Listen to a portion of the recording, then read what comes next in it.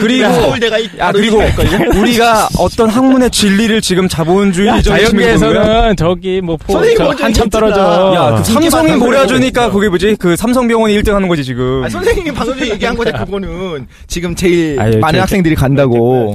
이거는 뭐 이거. 다 같이 박수 한번 칩시다. 하나, 둘, 셋. 박수를 쳐! 빨리! 멍청이들. 리프레시 하고 지금 알았어. 감정적으로 격앙돼 있으니까. 야.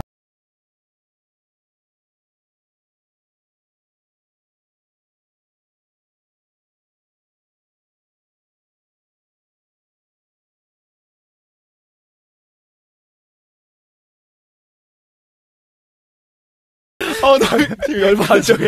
내가 할게. 됐어. 명상합시다. 호흡을 들으시고 숨을 내쉬세요.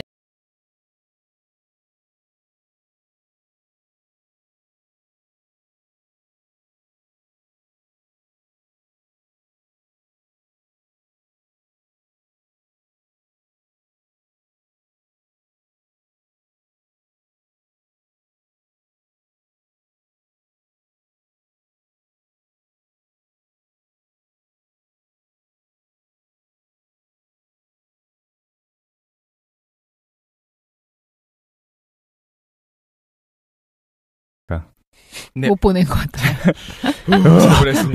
잘 보냈어. 그만해 이제 지금. 아침부터 폭주했어요. 아침부터 최 30분 동안 사장님이랑 지금 독실님께서. 네. 네. 열띤 논쟁을 하고 지금 멱살을 좀 잡은 것 같은데 둘이. 과학적 방법론에 대한 얘기하다가 예. 멱살을 좀. 과학적 반번을 주장한 건 최 사장님 혼자야. 알았어. 다 녹음 떠났으니까 카페에 공개해드리도록 하겠습니다. 녹음 떴어요? 네.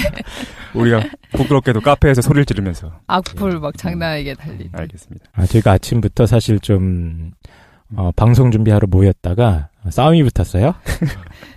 괜히 일찍 왔어. 말 한마디 못했네. 싸움하느라고.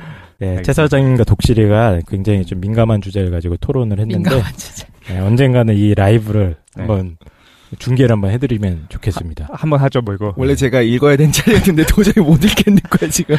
화가 가라앉지 않으셨어요. 이런 적이 없었는데. 알겠습니다. 오늘 자기소개하는 시간입니다.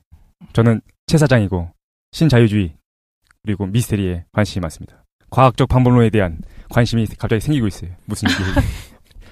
안녕하세요, 깡세입니다. 오늘 두 사람을 한 대씩 쥐어받고 싶은데 꼭 참고 있습니다. 죽창으로 쥐어받고 죽는 거 아니야? 뚫려. 안녕하세요, 김도인입니다. 김도인, 예. 요즘 여기저기서 프로포즈를 받고 계시던데요? 진짜. 응? 결혼해달라고. 저요? 결혼해달라고. 실체를 몰라서 하는 얘기죠. 실체를 알고 나면. 계획은 없으신가요? 저는 결혼 계획이 전혀 없어요. 독신주의자입니다. 어머, 그렇군요. 네. 많은 분들께서 방송을 끄셨습니다. 또 뭐지? 요번에 정체성을 바꾸겠다고 뭐 얘기했던 것 같은데? 정체성이요? 캐릭터를. 네. 이거 하면 욕먹는 거 아니야? 퓨리오사로 바꾸겠습니다. 퓨리오사요? 퓨리오사 김도인으로 하겠습니다. 퓨리오사 뭔지 아시나요? 너 몰라. 매드맥스. 매드맥스 보고 분노의 왔어요. 도로. 네, 나오는 여주인공 이름이 퓨리오사인가요? 네네. 지금 깡생께서 열받으셨어요. 자꾸 딴 얘기해. 다들 지금 상태가. 매드맥스의 여전사가 되겠다고? 네네. 보면서 진짜 영화예요. 공감을 많이 했어요. 공감을 했어요? 네. 도대체 무슨 내용이 나왔길래 갑자기 바꾸겠다는 거예요? 안 보시면 정말 보시면 재밌는데 퓨리오사가 이제 어디를 탈출해가지고 이상적인 장소로 떠나면서 겪게 되는 이제 분노의 레이싱. 근데 그걸 왜 자기 정체성과 연결시켰어요? 되게 공감되더라고요. 그 입장에. 주변에 죽이고 싶은 놈들이 많나 봅니다. 그것보다 저를 막 뭔가 장애물들이 주변의 장애물들을 한번 썰어보고 싶다. 영화 평이 좋던데 재밌어요? 굉장히 재밌었어요. 어떤 면이 재밌었어요? 저는 그게 무슨 영화인지 모르고 밤에 일 끝나고 이제 집에 들어가다 뭔가 기분 전환하고 싶어가지고 가가지고 즉흥적으로 봤는데 그거를 잘못 선택해서 그 시간대 제가 되게 늦은 시간대 봤거든요. 한 12시쯤 밤 12시 그래가지고 4D랑 3D밖에 없었어요. 네. 그래서 봤는데 제가 4D 영화를 처음 봤거든요. 4D가 있어? 네. 근데 너무 무서운 거예요. 그 바람 나오고 막 움직이고 이러는데 그거 그죠, 자체가 무서운 게 아니고 예측을 못 했는데 막 바람을 막 하고 물도 뿌리고 그러니까 저 혼자 막 소리를 막 지르고 그래서 처음에 막 나가야 되나 너무 무서워가지고 잠깐만 샤를리즈 테론이라는 네, 배우네요? 맞아요. 닮았는데? 김도인이랑? 뭐 어디 있는데? 그래서 저도 머리를 삭발하려고 준비 중입니다. 여주인공이 삭발했나요? 네. 이마에 검정칠도 하고 있던 것 같은데. 네네. 근데 이게 여자분이나 남자분들이 보시기에도 되게 재밌게 잘 만들었더라고요. 그래요? 네, 굉장히 뭔가 레이싱하는 너무 건데. 좋아. 이게 올해의 영화가 될 것 그 같다고 그러던데? 영상미랑 그 정말 내용은 단순하거든요. 그 어떻게 기본적인 포맷을 가지고 이렇게 되게 재밌게 만들었는지. 그래요? 우리 언제 울면서 봤어요. 언제 한번 같이 본 다음에. 네네. 저도 이거 다시 보고 싶어요. 프로메테우스에서 주연한 분이네요? 그래. 네네. 주연은 아니고. 회장의 딸. 딸. 네네. 네, 은근히 닮았네. 김도인, 샤를리즈 테론설. 나 또 악플 달리겠다. 악플 100개. 악플러들 모아주세요. 빵. 아니 왜 이렇게 인기가 올라간 상황이 굳이 왜 무덤을. 네네. 어쨌든 나중에 한번 매드맥스 같이 본 다음에 한번 얘기 한번 하시죠. 네. 정말 재밌어요. 그다음에 네. 독실입니다. 과학적 방법론에 조그마한 흠결을 가지고 과학적 방법론 따위는 아무것도 인정할 수 없다라고 얘기하는 그만해 이 자식아. 그만해 자식아. 언제까지 스트레스. 할 거냐. 알겠습니다. 지금 이를 악물으셨어. 화가 안 풀려가지고. 오랜만에 독실이 좀 자극 좀 했어요. 네. 그래서 과학계의 아웃사이더 우리 독실이.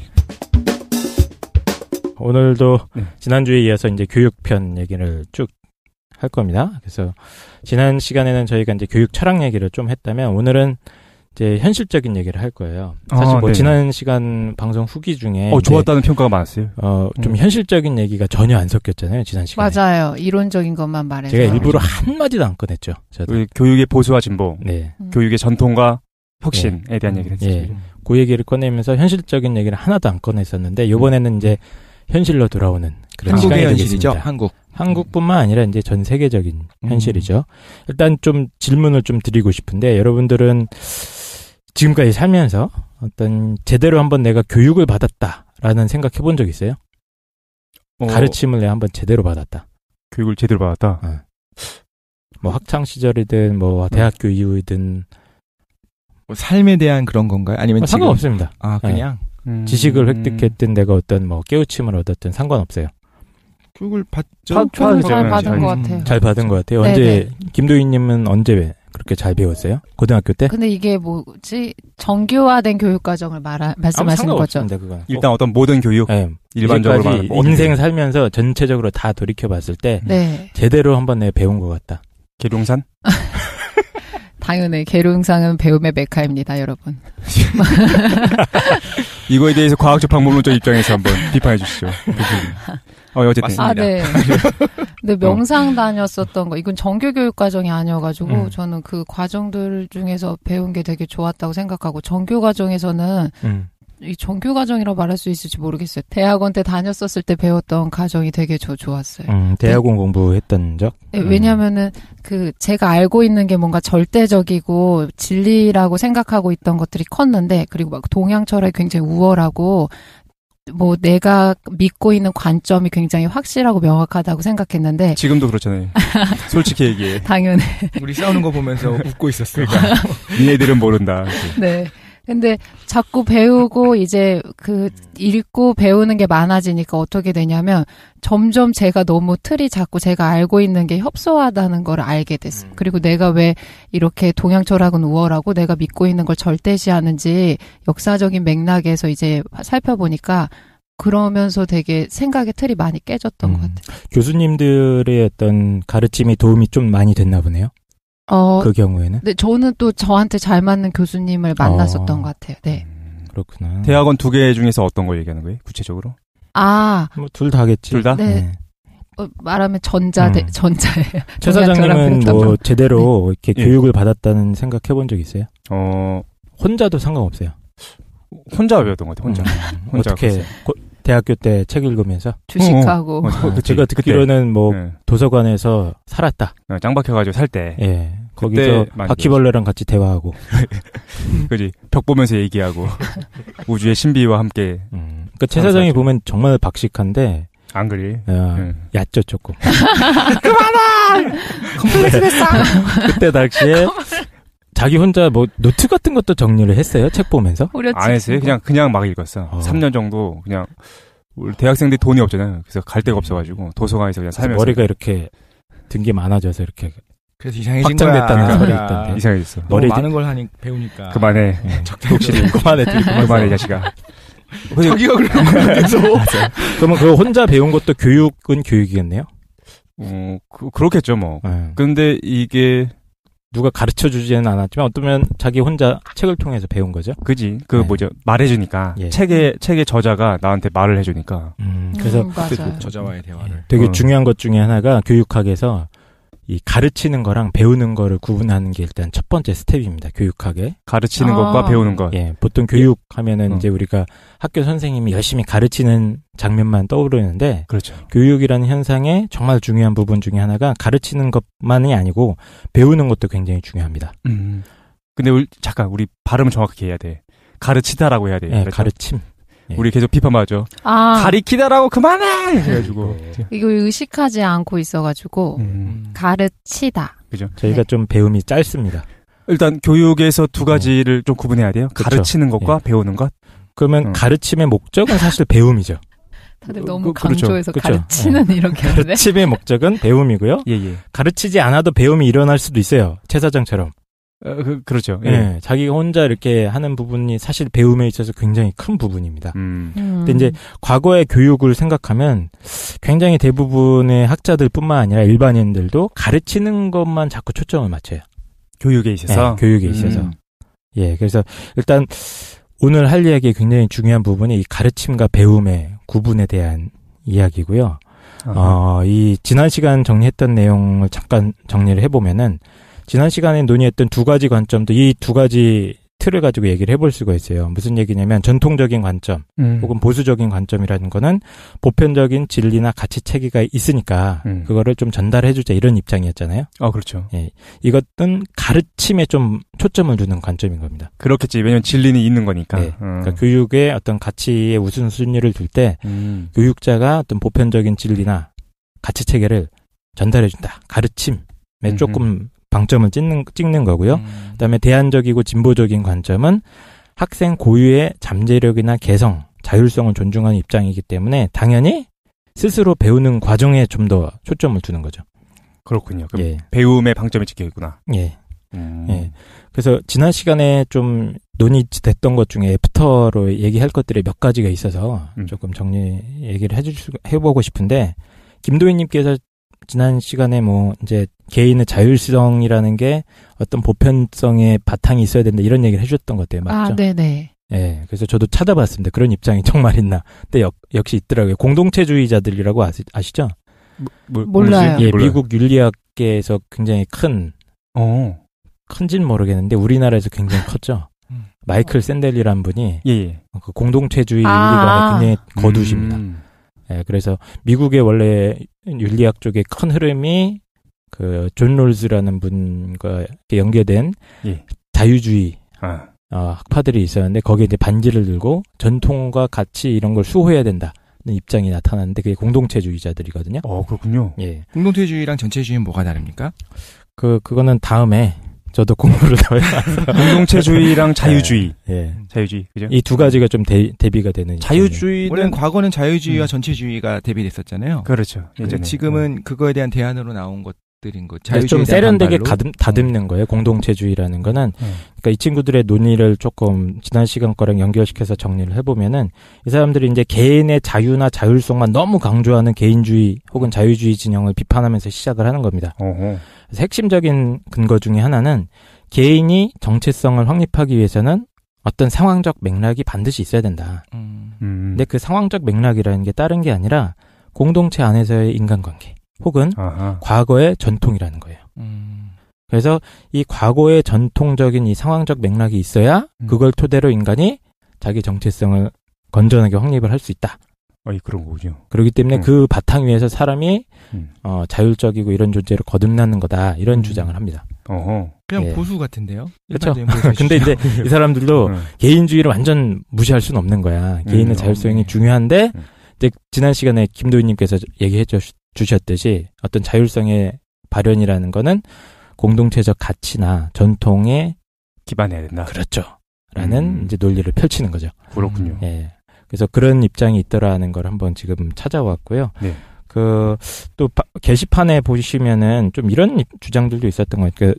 제가 지난 시간에 이제 철학적인 큰 두 가지 흐름을 사실 되게 엉성하게 전달을 해드렸던 건데, 근데 철학적 신념이라는 게 어떤 분들은 이런 식으로 얘기를 해줬던 것 같아요. 그러니까 그게 뭐 상황에 따라 달라질 수 있는 거지. 예를 들면 뭐 초등교육 때는 자율성 중심으로 가고, 혁신학교. 네. 그다음에 고등학교 올라가면 좀 경쟁력을 키우기 위한 교육이 돼야 되는 거지.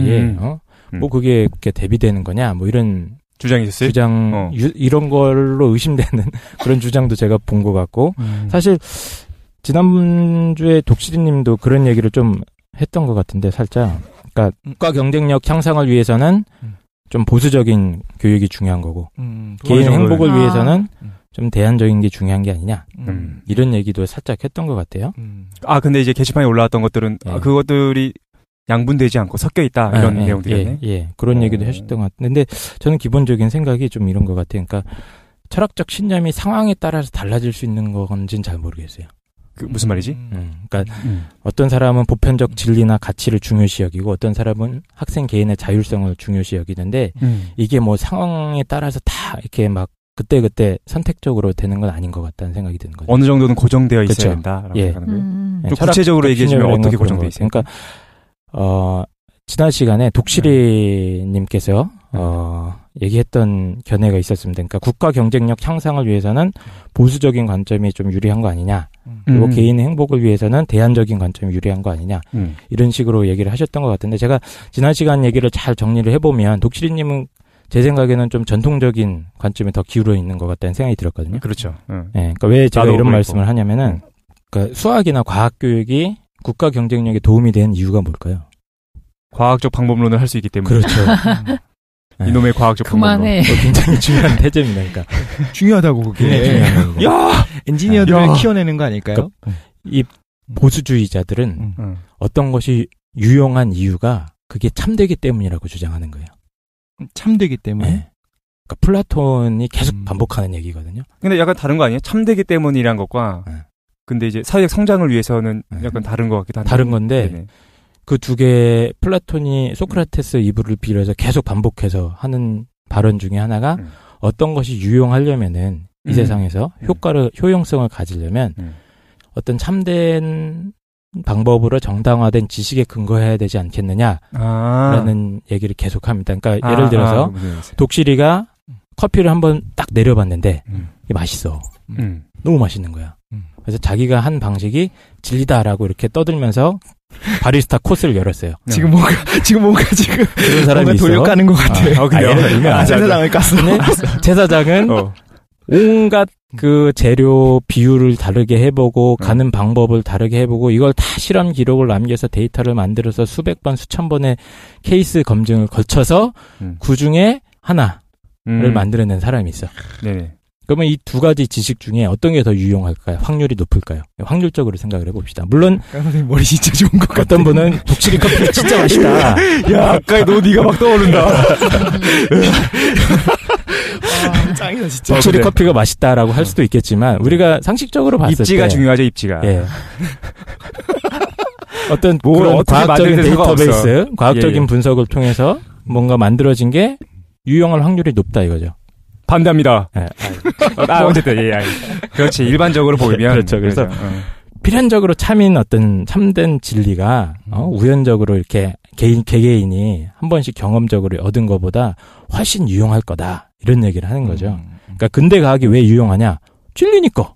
자연의 움직임을 정확하게 수학적으로 기술한 거잖아요. 네, 진리니까 유용한 거예요? 아니면 그냥 진짜 유용하니까 유용한 거예요? 근데 이제 진리라는 데는 반박하실 수 있잖아요. 많은 분들이. 근데 깡 선생이 얘기하는 거는 보수적인 관점의 논의에 그게 담겨 있다는 말씀입니다. 저는. 그리기도 하고 아까 전에 이제 플라톤 얘기하면서 그대로 올라가면 거기서는 이제 양분되지 않았다를 얘기하고 싶은 것 같아요. 예. 근데 어쨌든 어쨌든 본질적 우리가 현대인들이 느끼기에는 실용적인 것과 진리라는 것을 구분해서 생각하지만 그렇죠. 과거 사람들한테는 섞여 있었고 그러니까 섞여 그런 전통이 예, 그게 연결이 된다는 거죠. 있다. 연동됐다는 거죠. 그러니까 전통적 교육관에 있어서도 마찬가지로 그러한 전통. 그래서 어떤 분들이 이제 생각한다. 상대적으로 생각을 하는 분들 있어요. 이게 뭐 전통적인 관점이 뭐 경쟁력이 높으니까 뭐 더 유용하니까 더 해야 된다. 그런 이론들을 얘기하시는 분들도 많은데 그것도 철학적 근거를 잘 따져보면 이런 품격 있는 플라톤까지 거슬러 올라갈 수도 있다는 플라톤 거죠. 학원. 그렇죠.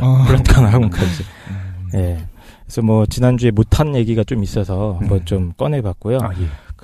빨리 새로운 주제로 넘어가도록 하겠습니다. 아, 지금까지 이제 AES였군요. 예, AES 겸 뭐 지난 시간에 못한 얘기를 좀 했는데. 저는 지금 이게 뭐지? 체계가 안 잡혀가지고 무슨 걸로 지금 진행되는지 몰랐어요. AES 하고 있어요. 예. 지난 시간 얘기 이제 빨리 넘어가고 일부러 제가 현실 문제를 얘기를 안 했어요. 왜냐하면 현실이 섞이기 시작하면 그냥 교육의 본질적인 요소가 뭔지 우리가 시야에 놓치기 시작해. 그래서 이론적인 것부터 먼저 그렇죠. 했죠. 특히 이제 최 사장님은 교육이라는 게 정치 경제적 구조랑 떼어놓을 수가 없다라고 이런 말씀을 하셨는데 뭐 그런 측면이 분명히 있지만 제 생각에는 좀 교육이라는 거는 교육 본래의 영역을 어느 정도는 지키고 있어야 된다는 입장이거든요.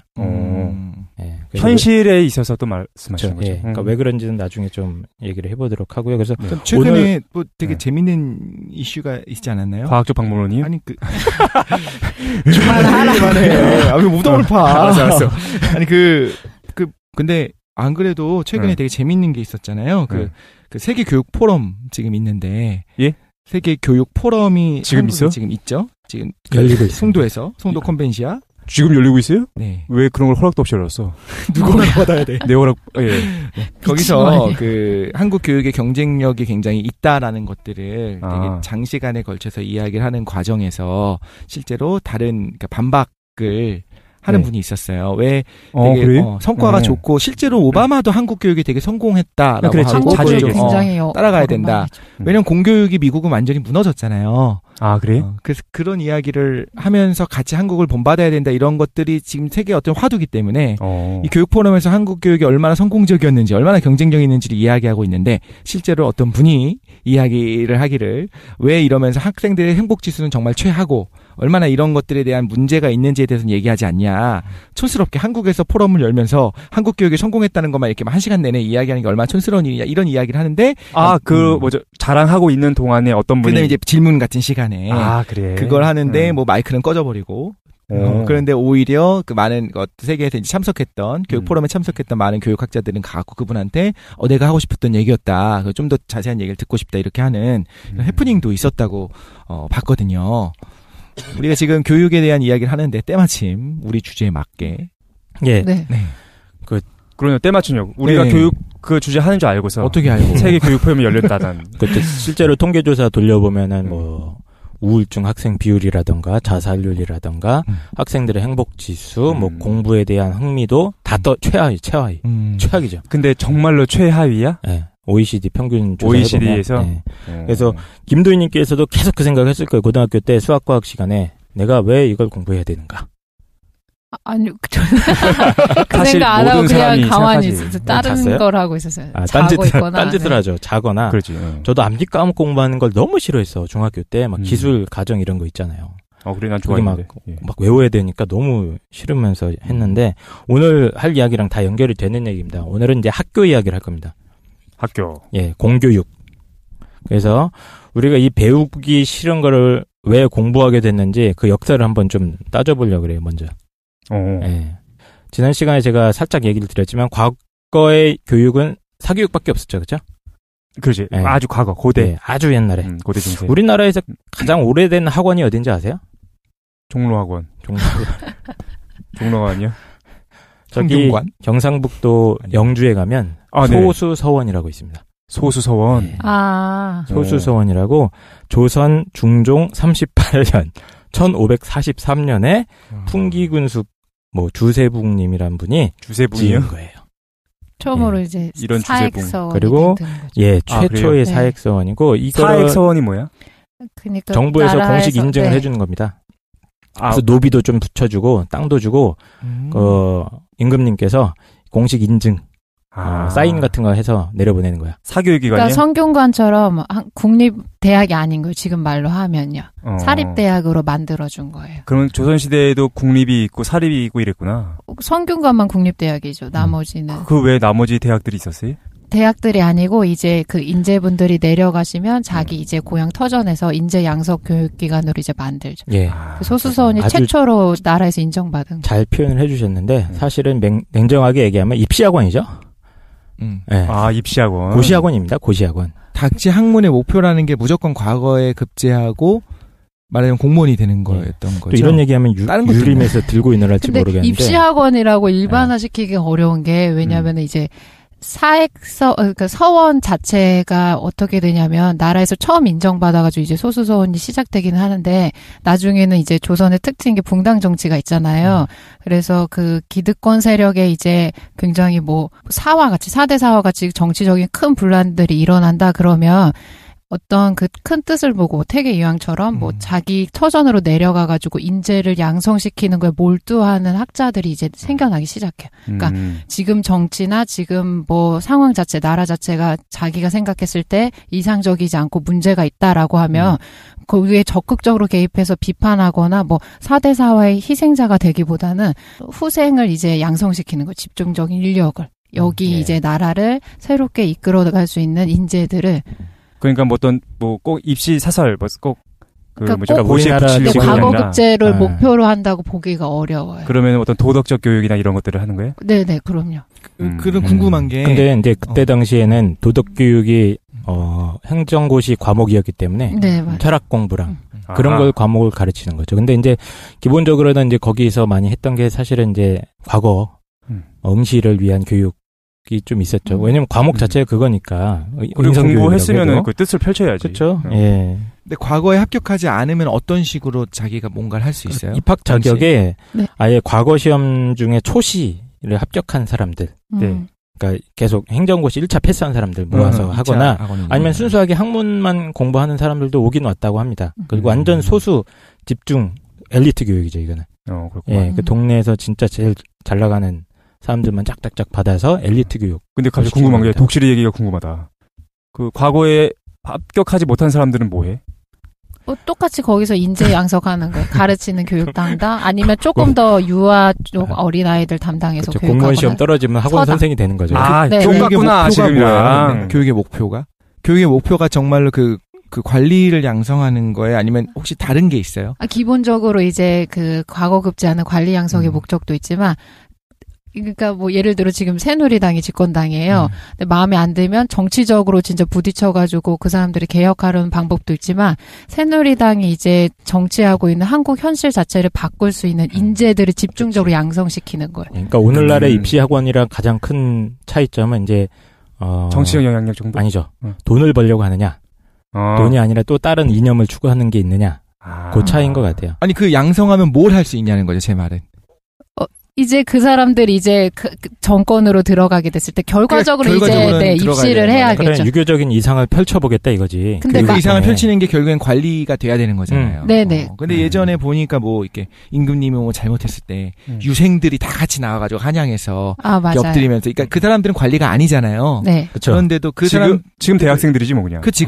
네. 근데 그 유생들을 사실 무시하지 않지 않았나요? 그렇죠. 그러니까 이게 지금 제가 학원이라고 폄하하는 것처럼 들리셨을 수도 있는데 그냥 제가 이해를 돕기 위해서 한 거고 이때 당시는 사학밖에 없었으니까 국립교육기관이 없었으니까 이런 뜻깊은 선비님들께서 학문과 뭐 도덕을 교양하는 그런 공간들이 있었죠. 이게 더 비과학처럼 느껴져. 그러니까 그게 서원이 아니었는데. 그러니까 사립대학이었구나. 그렇죠. 근데 이거는 뭐지 나중에 한번 하면 좋긴 할 것 같아요. 왜냐하면 저희 일제강점기도 있고 그러니까 조선이나 이런 교육을 굉장히 열등하게 생각하고 잘 못했으니까 나라 망쳐먹었지라고 생각하는데 열등하게 생각하지 않습니다. 아니요. 그런 게 아니고 이제 잘 안 알려져 있잖아요.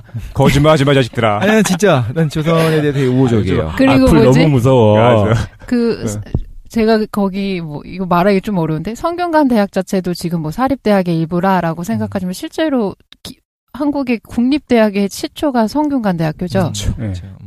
서울대학교는 이제 일제 이후에 이제 만들어진 조선의 거고. 교육제도가 되게 좀 역사적으로 탁월한 시스템이다라는 얘기를 많이 들었습니다. 네네. 우리끼리 하는 얘기지 뭐. 네네. 근데 한번 알아보면 좋긴 할 것 같아요. 그러면 하나만 더 물어보고 싶어요. 그 조선 후기에, 그러니까 전기에 있어서 조선이 되게 그래도 굉장히 네. 철학적이고 위대했다라고 하는 거에 대해서는 많은 분들이 그래도 공감을 하는데, 네. 그 우리 중에서 제일 동양을 제일 많이 알고 조선 잘 아시는 분이니까 후기의 어떤 붕당 정치를 아시잖아요. 네. 근데 굉장히 그걸 막 썩어 빠졌다라고 보통 흔히들 생각을 하는데 네. 실제로 김도희님 어떻게 생각하시는지 궁금해요. 이거를 보면 저도 이제 고등학교 때 역사 과목으로만 배웠을 때는 굉장히 조선 정치의 문제이고 타락상이다 이렇게 배웠었거든요. 예. 지금도 그렇게 네. 배우나? 그게 뭘까 지금 교과 과정에서는 잘 모르겠어요. 예속 논쟁 같은 거 하면서 최악이다. 막 네, 이렇게. 맞아요. 그냥 뭐 상복 입는 거 갖고 뭐 1년 입니 뭐 몇 개월 입니 갖고 싸우고 하니까 최악이구만. 진짜 최악이라고 생각했는데 이게 그 부정적인 면이 있었다는 걸 그거를 부정하기 힘들 것 같아요. 폐해나 그런 문제점이 굉장히 강했었지만 이 붕당 정치가 시작된 맥락이나 그 사람들이 뭐 상복을 뭐 1년 입을지 몇 개월 입을지 이렇게 논쟁한 것 자체가 다 철학적인 거에 근거해서 하거든요. 그 사람들이 보는 세상에 대한 신념이 있는 거예요. 그러니까 그게 서로 부딪히니까 양보하지 않는 거예요. 그리고 물론 정치적인 세력권도 있었겠죠. 실제로는 뭐 이렇게 작은 막 미세한 뭐 상복 뭐 이런 문제가 발생했지만 실제로는 그게 부딪힌 게 아니라 그 이면에 있는 철학이 부딪힌 거다라는 네, 거죠. 그게 철학 그 관점에서부터 시작해요. 명분? 맞아요. 장자를 그렇죠. 어떻게 볼 것인지, 자기가 그 가족에서 중요한 중심점을 뭐라고 볼 것인지에 따라서 결과적으로 보면 옷 입는 거 갖고 싸웠다 이렇게 볼 수 있는데 실제로는 그렇지 네. 않다. 그렇죠. 저도 사실 되게 조선에 대해서 굉장히 우호적이거든요. 사실. 왜? 제가 이성계 식구대성이라서 장난다 조상자랑. 이런 시뱅. 근데 그래서 나중에 한번 그 동양 쪽에 대해서 좀 해달라고 한 분들 되게 많았잖아요. 한번 네. 해보면 재밌을 것 같아요. 이거 한국 철학 쪽 할 때 한번 하도록 할게요.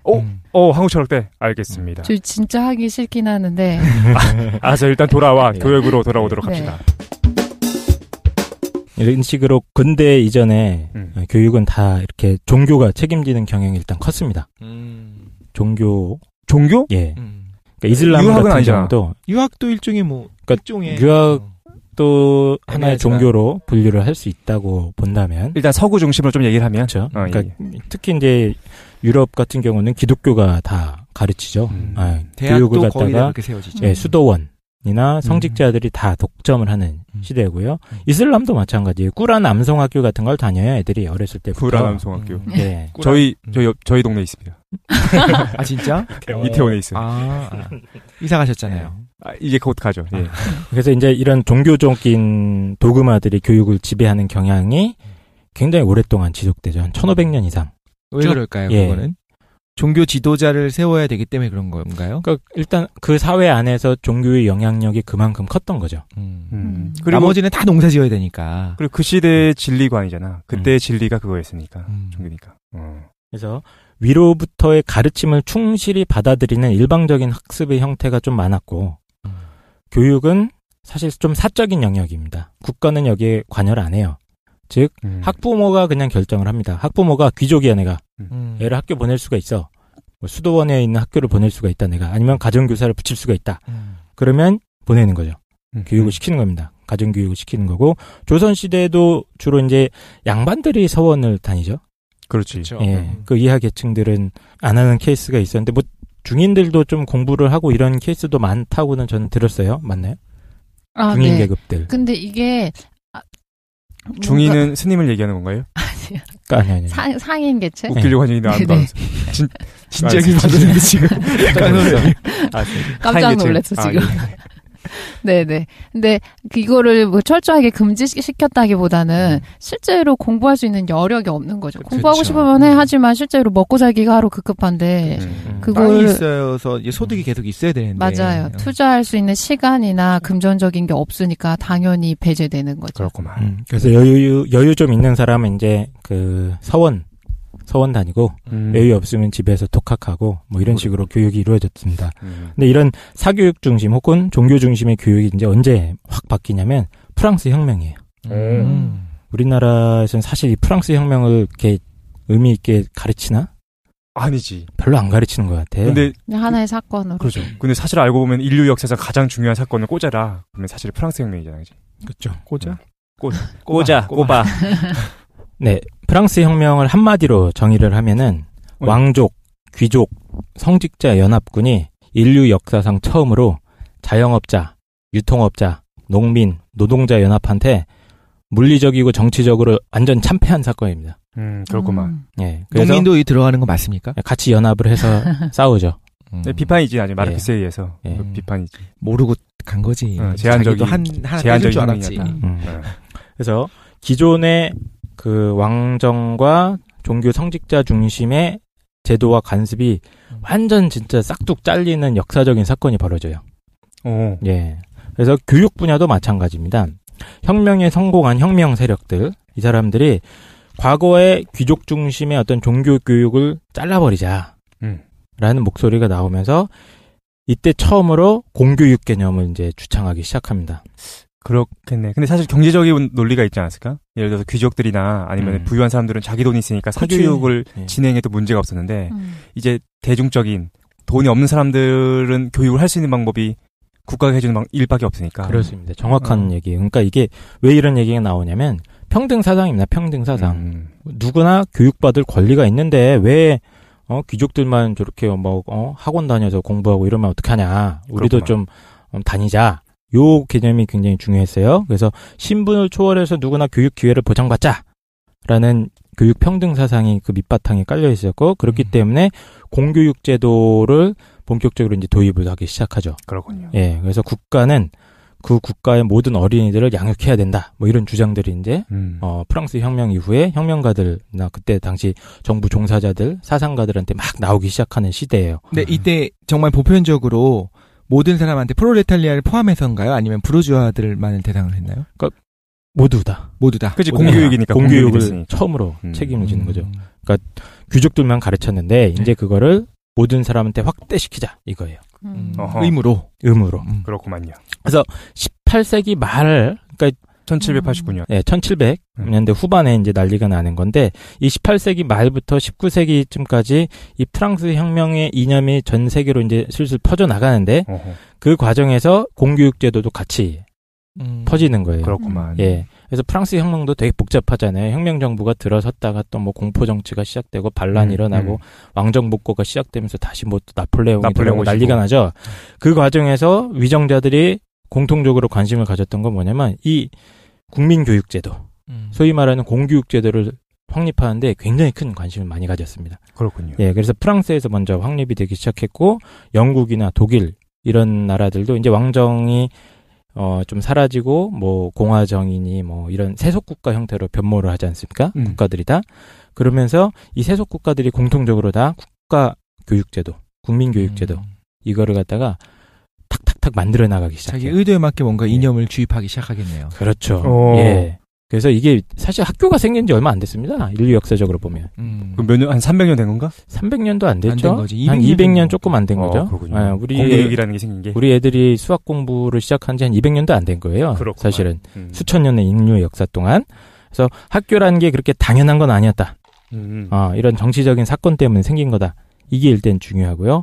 근데 이제 이 세속 국가들이 학교를 되게 중요하게 여겼던 것 중에 하나가 아까 지금 독신님께서 얘기했던 딱 그 지점이에요. 뭔가를 애들한테 가르치고 싶은 게 있는 거야. 국가 입장에서 보면. 그렇구만. 그 가르치고 싶은 게 뭐냐? 딱 하나입니다. 과거에는 과학적 방법론.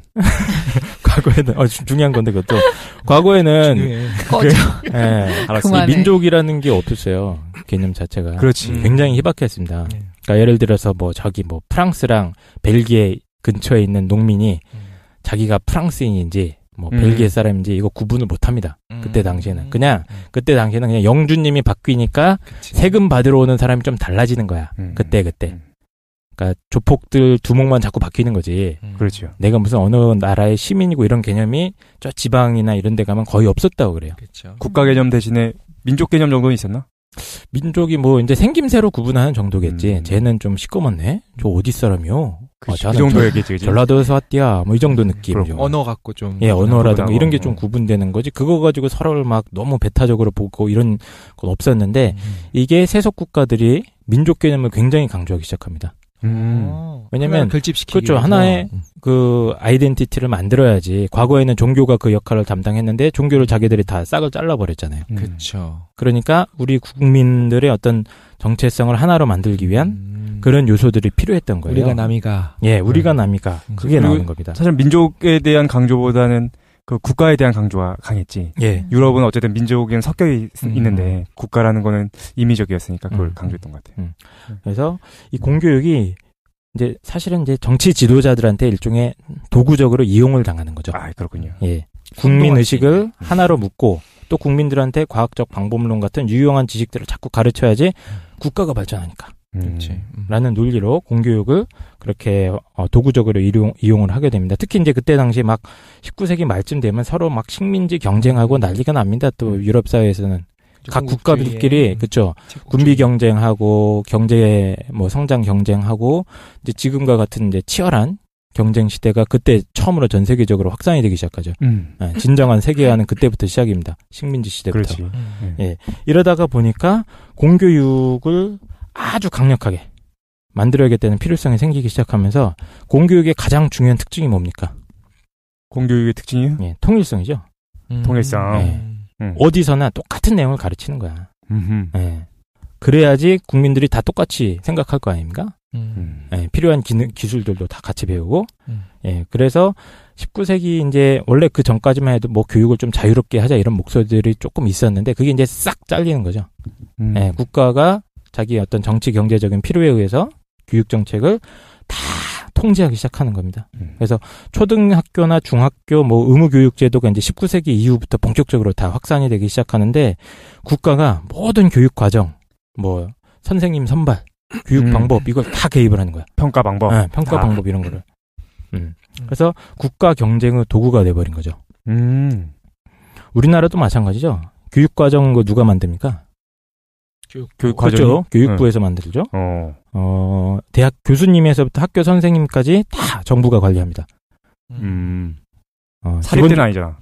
기본적으로 돈을 대죠, 근데 사립대학. 아, 그렇긴 하지. 예. 그러니까 제가 보시면은 교육부 예산이 한 해 예산이 얼마인지 아세요? 국방부 예산이 35조입니다. 35조? 예. 35조? 한 20조? 교육부가 아니요. 교육부 예산이 55조예요. 당연히 국방부 비용이 훨씬 더 많고 교육비가 작아져. 그렇죠. 보통은 국방부 예산이 많을 것 같은데 북한이 있으니까 우리는 북한을 막아야 되지 않습니까? 그러나 현실은 교육부 예산이 엄청나게 많아요. 그래서 그 교육부 예산이 얼마라고? 55조입니다. 어마어마하죠. 55조. 국방부는? 어마어마한 겁니다. 국방부가 35조, 약 1.5배죠. 그래요? 왜 이렇게 돈이 많이 들어가냐? 여러분들 주변에 공립학교 많지 않잖아요. 그러지요. 대학은 다 사립이고. 그렇죠. 근데 그 돈이 다 어디로 새어 들어가고 있을까요? 새우 들어가는 건가요? 중장 분위기로 바뀌고 있어요. 월급. 교수님도 월급? 돈 다 어디 갔어? 교육부 예산. 다 사학으로 들어가고 있습니다. 아, 예. 그래서 사립학교 인건비나 운영비 대부분을 다 국가가 대줍니다. 보조해. 예. 그러니까 다들 이렇게 어떻게든 만들려고 하는 그래, 거야. 그러니까 우리는 사학에 무슨 재단이 다 운영을 해서 자금을 내서 자기 쌈짓돈 털어서 학교를 운영하시니까 참 훌륭하시구나 이렇게 저는 어렸을 때 그렇게 하는 줄 알았거든요. 고등학교 때. 아니 근데 그런 측면이 있죠. 네, 근데 현실적으로 봤을 때 운영비나 인건비가 제일 크잖아요. 예, 그죠. 학교 운영하는데 그거를 거의 대부분이 국가 돈으로 대고 있는 겁니다. 근데 그것도 뭐 저는 뭐 그게 긍정적인 틀리다고는 생각을 안 왜냐면 해요. 네. 국가가 이제 자금을 대고 그렇죠. 그다음에 어느 정도 개입을 네. 하고 개입을 하면서 이 친구들의 목표는 뭐냐? 획일성. 그러니까 어떤 통일성을 주는 거예요. 교육 과정 전체에다가. 네. 그래서 우리 현대 사회를 헤쳐나갈 수 있는 한국 시민을 만들자. 뭐 이런 작전을 짜고 있는 거죠. 그렇죠? 뭔가 갈등론적으로 자꾸만 몰아가고 굉장히 축창을 들어야 될 것 같은 학교를 분위기가. 기능론 쪽으로도 볼 수 있을 것 같아. 그리고 이제 이 공교육이 통일성이 유지되는 메커니즘을 한번 보면 제일 중요한 건 역시 시험이죠. 아, 그렇죠. 그렇죠. 통일성이 어떻게 유지되냐면 시험입니다. 시험이 없으면 애들이 이렇게 다 똑같은 교육과정 공부 안 해. 그렇네. 네. 근데 시험이 있으니까 거기에 통일성이 생기는 거죠.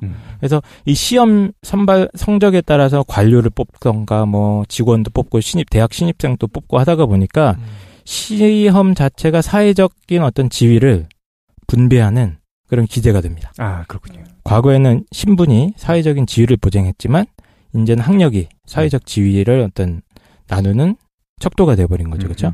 그래서 학력 경쟁이 뭐 나쁘고 왜 이렇게 학벌 사회냐 막 불만이 우리도 많은데 사실 이거는 그냥 19세기 이후의 전 세계적인 현상입니다. 예. 그리고 상대적으로 보면 중세보다 낫지.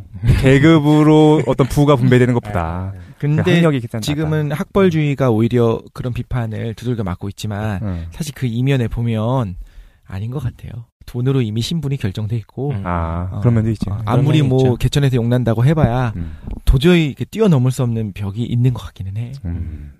그래서 교육이 국가에 의한 국가 경쟁 도구로 변질됐다면 이번엔 교육이 개인들의 지위 획득 경쟁, 지위 경쟁의 도구로 또 변질이 됩니다. 네. 그러니까 이게 우리나라 지금을 비롯해서 모든 공교육 제도가 어떻게 변천해 왔느냐를 분석해 보면 국가 경쟁 및 개인들의 지위 획득 경쟁의 도구로 전락을 해버린 거죠. 뭐 굉장히 갈등론적으로 지금 그래서 지금 뭐 긍정적일 수도 있지 뭐. 예, 기능론 갈등론 얘기를 잠깐 할게요. 예. 이런 과정에 대해서 이제 뒤르켐이라든가 아주 고전적인 사회학자들은 좋게 봅니다. 교육이라는 게 하는 기능이 있죠. 누구나 교육받을 권리가 있는데 거기에 맞춰서 뭔가 제공하는 게 있습니다. 그지 어느 정도 확대됐잖아. 그 사실인 거고. 그렇죠. 그지. 특히 교육의 평등도 이루어지고. 뒤르켐 같은 경우는 이제 아주 사회 유지에 필요한 사회화 과정이다라고 평가를 해요. 네. 사회화. 한 사회가 유지되려면 공통적인 뭐 감성이라든가 도덕적 신념, 뭐 지식 이런 것들이 필요한데 이런 어떤 뭐 집합의식이라고 이 사람은 표현을 하는데 이것들을 갖다가 새로운 세대한테 전수를 해주는 거죠. 그렇지. 예, 그게 쭉쭉쭉 쌓여야 구성원들이 동질성이 유지되고 서로 멱살 잡고 싸우지 않고 노하우의 전달. 네, 그렇게 타인에 대한 이해, 화합이 되는 거고요. 그렇죠. 파슨스 같은 조금 이제 후대의 학자들은 학교가 사회적 선발 기능을 한다라고 굉장히 높이 평가합니다. 그래서 공교육의 경쟁 과정을 통해서 우수한 인재가 뭐 꼭 지적으로만 우수한 인재가 아니라 좀 도덕적으로도 우수한 인재들이 걸러지게 되고요. 그러다 그 과정에서 인력이 당연히 효율적으로 배치되는 거 아니냐. 능력 떨어지는 애가 의사하고 변호사 하는 거보다는 되게 비효율적인데 좀 머리 좋고 이런 애들이 그런 직업을 해야 사회적으로 더 효용성이 크지 않겠느냐. 라고 파슨스가 얘기했다. 네.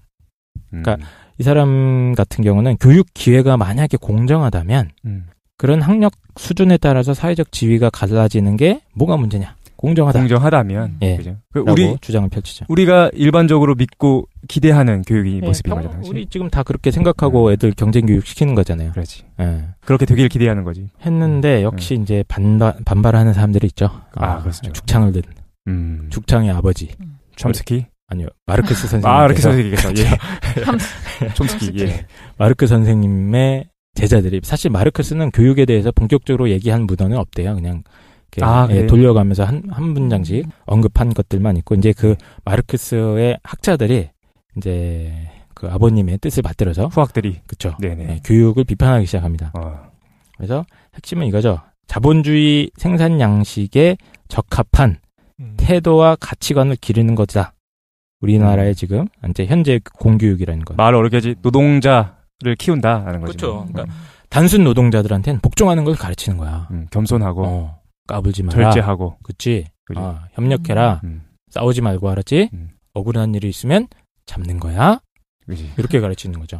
뭔가 문제가 생기면 네 잘못이다. 그리고 또 이율배반적인 요소가 하나 더 있는데 대학교 가면 좀 고급 기능을 가르쳐요. 즉 이 사람들은 사회에 진출하면 관리자 혹은 경영자 역할을 할 사람들이거든요. 그렇기 때문에 독립성과 판단력을 갖춘 지도자를 육성해야 되기 때문에 대학 같은 경우는 아주 고전 교육, 뭐 토론식 교육 이런 거 중심으로 가르칩니다. 스스로 독립적으로 사고하도록. 근데 이것도 어디 이렇게 한다고요? 대학이 미국의 유명 대학들. 아니 그걸 비판한다는 거죠 지금. 예. 그러니까 그걸 그 사회주의 계열 학자들은 이것도 안 좋게 보는 거야. 그러니까 대학에서 이렇게 복종하는 교육만 시키는 게 아니다. 하니까 웃기지 마라. 그것도 결국엔 자본주의의 관리자들, 경영자들 길러내려고 하는 거 아니냐라고 공격을 하는 거죠. 경영자라고도 할 수 있는데 리더? 사회 리더?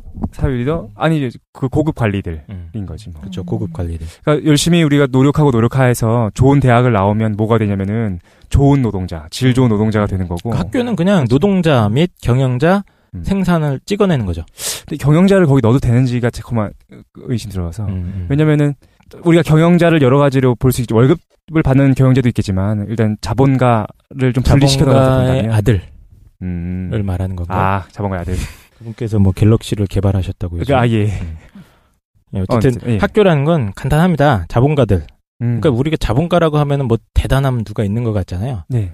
그게 아니고 그냥 사장님들이죠. 그렇지. 네. 우리 사장님들께서 자기들의 어떤 지배 구조를 계속 재생산해내기 위한 내가 쓸 수 있는 애들을 만들어내는. 그렇죠. 계층 불평등 유지 수단이다라고 공격을 하는 겁니다. 아, 그렇군요. 이런 빨갱이들. 왜 공격이 되는지 모르겠는 게 오히려 그쪽 사회주의 국가들이 훨씬 더 교육에서 이념 교육을 철저하게 시키지 않습니까? 그렇죠. 네. 거기서는 오히려 반대로 시키죠. 공산주의 전사를 길러내려고. 그렇죠. 네. 그렇게 이념 교육을 시키는데 그게 맞다고 봐요. 그래서 사회주의 학자들은 그렇게 교육을 시켜야 된다는 거예요. 그러니까 자본주의 이념에 쩔어 있게 만들면 안 되고 사람들을 계도시켜서 스스로 노동자가 주인이 되는 세상에 어떤 맞는 교육을 시키자 이거죠. 어차피 공산주의는 노동자가 주인공이니까 그쵸. 노동자를 양성하는 거는 크게 문제가 없는 거예요. 네. 주입식은 똑같은 거고 이렇게 주입해야 된다. 저렇게 주입하면 안 되고. 어쨌든 그 현대 이제 교육에 대한 중요한 비판 중에 하나가 이런 그 마르크스주의 학자들이에요. 네, 그래서 뭐 알투세르 같은 학자는 국가가 진짜 나쁜 놈이다. 이렇게 얘기를 합니다. 그러니까 이 자본주의의 생산 양식이라는 게 딴 게 아니에요. 그냥 그 우리가 임금 받고 노동하는 이 체계 전체를 다 말하는 겁니다. 그렇죠. 쉽게 얘기하면 회사에 고용돼서 노동을 하는 형태도 사실 본격적으로 인류에 도입된 지 한 250년 됐나요? 그렇죠? 얼마 안 됐죠? 기존엔 그냥 각자 땅에서 노동을 하거나 이런 식이었는데, 근데 이제 이런 노동, 임금을 받는 형태의 이런 경제 구조가 사실은 국가에 의해서 유지되고 있다. 라고 강력하게 공격을 하죠. 그래서 임금을 받는 그 구조가 왜 문제가 되는 거냐면은, 임금을 받는다는 것 자체가 문제가 되는 게 아니라, 임금을 줄 수 있는 어떤 생산 기반, 생산 수단이라는 것을 소유하고 있는 사람이 노동자가 만들어낸 것 중에서 일부분을 자기가 갖고 일부분만 노동자한테 임금의 형태를 준다라는 게 문제다라는 거니까 노동자를 착취하게 되는 거지. 근데 저는 항상 그 말이 되게 모호하다고 생각하는 게 저희가 항상 국가가 뭐 사회 구성원들을 탄압한다. 국가가 교육을 통해서 우리한테 이념을 주입한다. 국가의 뭔가 이익을 위해서 교육을 유지한다. 이렇게 말을 하잖아요. 라고 한 사람들이 있다는 국가 거죠. 경쟁력을 위해서 수학과 교육 필수다.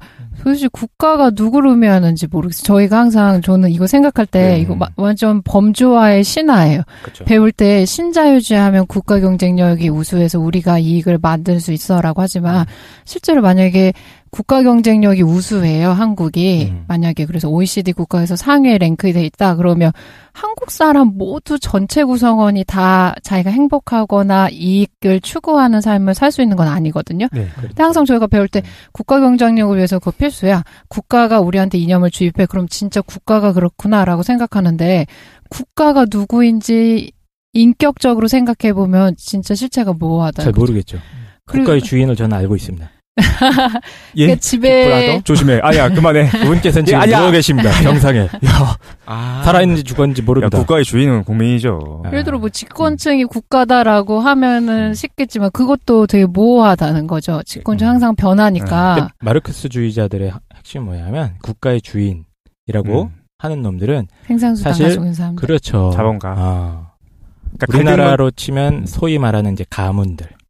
혈연과 지연으로 꽁꽁 거의 근친 수준 아닌가? 어쨌든 너무 일부 가문들의 지배 구조가 있는데 그걸 갖다가 살짝 감춰놓는 역할을 하는 게 교육이다. 이겁니다. 그렇군요. 이거 내 얘기가 아니야. 이 그거는 교육을 이제 사회학자 계열의 교육학자들이 비판하는 부분입니다. 근데 김도인이 했던 얘기가 너무 중요한 게, 그러니까 국가에서 우리가 국가가 도대체 뭘 의미하는 거냐. 근데 이제 갈등론적 관점에서 보면 아까 깡 선생이 계속해서 얘기하는 거죠. 국가라고 얘기하지만 실제로 그 국가가 의미하는 건 뭐냐면 자본가를 얘기하는 거고, 기능론적 관점에서 보면 국가 하면 전체를 얘기하는 거게 되겠지.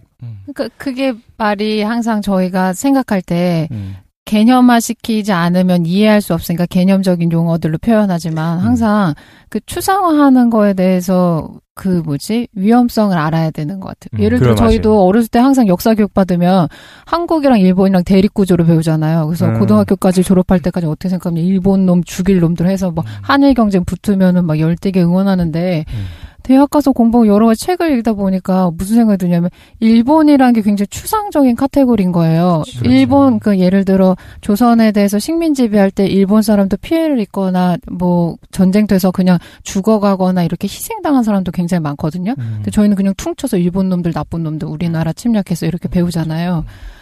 이게 교육이 굉장히 어려운 지점인 거예요. 그래서 사회주의자들이 이렇게 비판했던 거죠. 그러니까 국가라는 건 허구인 거야. 국가는 뭐냐면은 자본가들의 이익을 대변해주기 위한 집단인 거고 국가라는 걸 이제 해체하려고 하죠. 그래서 그렇죠. 일본과 한국의 대립이 아니라 실제로는 일본과 한국의 자본가 대 일본과 한국의 노동자의 대립인데 자꾸만 우리가 국가라는 용어 때문에 그 실제 본질적인 갈등을 와해시킨다. 은폐하게 된다라고 얘기하는 거죠. 근데 이것도 자본가라고 퉁치면은 예를 들어 한국 사회가 교육을 할 때 그러면 국가의 이념이 교육의 체제에 반영돼 있다라고 하면 자본가들의 이념이라고 할 수 있잖아요. 예. 자본가들이 정말 너무 갈등론적으로 가고 있다. 자본가란 한국의 집단이 완전히 모여가지고 우리가 얘네들을 지배하기 위해서 잘 이용해 먹자 해가지고 교육이랑 생산이랑 여러 가지 기업 운영, 사회 전반적인 시스템을 완벽하게 통제해서 그 목적에 의해서 빅브라더처럼 만들어놨냐는 거죠. 거기에서는 동의하는 사람들도 굉장히 많거든요. 예를 들어 뭐 저 같은 경우도 그런 뭐 지배 세력이나 여러 가지 정치적인 게 마음에 안 들어도 내가 먹고 사는 게 당장 급급하니까 거기에 대해서 그냥 수긍하고 넘어가는 부분들이 있단 말이에요. 근데 저희가 항상 배울 때는 자본가들이 썩었다. 예를 들어 국가가 썩었다. 그러니까 저가 이거 폭력적인 거에 대해서 무시하고 말하는 게 아니라 이렇게 배우면 오히려 사람들이 구체적으로 생각할 수 있는 실제적으로 자기 삶을 뭔가 변화시키거나 개혁할 수 있는 힘이 떨어지는 부분이 되는 것 같아요. 일단 얘기하기가 쉬운 것 같아요. 좋은 얘기를 해주신 것 같은데 이제 사회주의자들의 기본적인 전략은 자본주의자들이 어떻게 자본가들이 우리를 어떻게 속이는지를 자꾸 폭로하려고 그러는 거예요. 그 과정을 자꾸 묘사하려고 합니다. 근데 그게 똑같은 것 같아요. 지금 자본주의에서는 훌륭한 국민들을 키워낸다고 하는 것이 결국엔 자본가들을 위한 건데 그걸 국가라는 이름으로 교묘하게 속인다면 그런 주장이 있다는 거죠. 그렇게 한다고 한다면 마찬가지로 사회주의 국가들도 정말로 자본가들과 노동자들의 싸움이 되고 노동자들의 세상이냐면 그것도 아닌데도 불구하고 그렇죠. 거기도 지배층이 무조건 우리의 적을 똑같은 짓을 하는 거지. 공통의 적을 무조건 그 자본가들로 이렇게 상정해놓고서 결국엔 미제를 공격하는 식으로 자유주의 어떤 표상이 되는. 그만해. 넘어가고. 근데 그건 또 이렇게 변명하죠. 뭐냐면 사회주의 사회에서 그렇게 된 거는 과도기적 단계에 있는 거고. 사회주의 굉장히 옹호하시는데요? 나는 주장이 있는 거고. 자유주의 만세. 어쨌든 뭐 사법제도라든가 군대, 경찰, 행정부 같은 이제 국가 기구에서부터 이념적으로 종교, 뭐 교육, 심지어 가족, 뭐 법률 이게 다 인간을 속이고 있다. 라는 게 주장이고. 사실 알투세르라는 이제 뭐 네오 마르크시즘 뭐 이런 사람들이 있어요. 이제 그 사람들이 이제 분석을 하는데 마르크스를 살려냈지 알투세가. 또 푸코 같은 학자도 똑같죠. 학교는 감옥, 정신병원이랑 똑같습니다. 인간을 한 국가가 통제하기 위해서 아주 정교하게 정치를 짜서 엄청나게 괴롭히는 거야. 계속 괴롭히는 거야. 진짜로 그럼 이게 빅브라더라고 하는 개념은 없겠지만 이게 어떻게 제도를 조금씩 바꾸다 보니까 정교하게 저절로 이렇게 이루어진 걸까요? 아니면 정말 의도를 갖고 이렇게 만든 걸까요? 그 의도를 가진 분이 지금 누워 계시다니까. 야. 근데 개개인이 자기 이익이나 자기 집권을 굉장히 추구하는 게 자연스럽게 결과적으로 보면 저렇게 굉장히 시스템화되어 있다고 저희가 보이는 거죠. 예를 들어 그걸 퉁치면 지배권이라고 볼 수도 있는 거고. 그러니까 해석하는 것 같아요. 실제 현상은 섞여 있는데 자기가 보고 싶은 방향으로 그걸 이제 설명해내는 거, 해석해내는 거겠죠. 네, 근데 또 그게 구조화될 때 가하는 사람들한테 폭력이 굉장히 강하기는 하죠. 국가적인 폭력이나 지배권에 대한 폭력 이런 것들 조심해야 무시할 돼요. 용어들을 없죠. 조심해서 해야겠네요. 네, 그러니까 더. 어쨌든 너무 이게 학교가 어떻게 우리를 괴롭혔고 학교 얘기한다고 했잖아요. 그리고 어떻게 우리를 길들였는가를 얘기를 쭉 했는데 우리 한 잠깐만 쉬었다가 또 다른 차원의 학교 얘기를 한번 해보도록 하겠습니다. 진짜 학교 얘기한다더니 알겠습니다. 너무 무거워.